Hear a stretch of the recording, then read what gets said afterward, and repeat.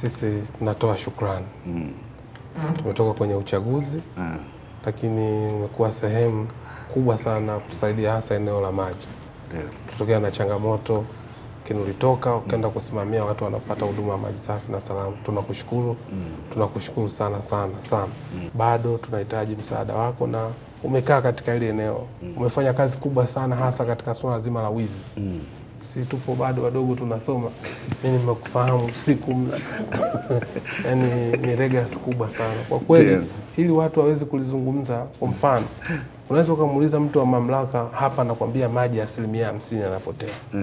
Lakini ukimchallenge hebu tupite mtaani kama tuone, kwa sababu 50% maana yao ni mafuriko. Lakini ukweli kuna wizi mkubwa wa maji. Lakini kwa kweli kazi ile umeifanya na itabaki legacy katika wizara yetu ya maji. Kwa kweli ni jambo ambalo tunatakiwa tulisimamie kidete sana. Kwa mfano, sasa hivi kumeanza kuibuka wizi wa mita za maji. Mwananchi anafungiwa mita zinaondoka, zinaenda wapi?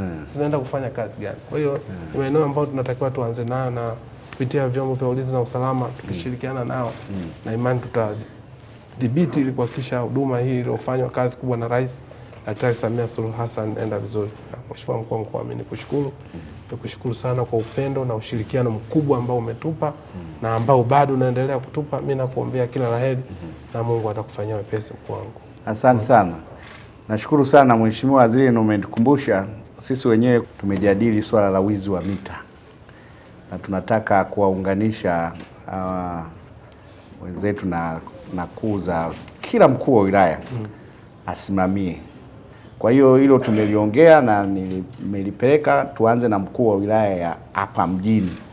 Akae na mamlaka ya maji, tutoe elimu na tukubaliane tu zikae wapi. Maana nyingi zinazoibiwa nafikiri ni nje. Mwingine tu anapita anatoa hiyo mita. Na hiyo mita unaenda kuiuza wapi? Wakati waziri, nikikusikia msiwabambikizie watu bili za maji, maana yake wafuate ile iliyoko kwenye mita.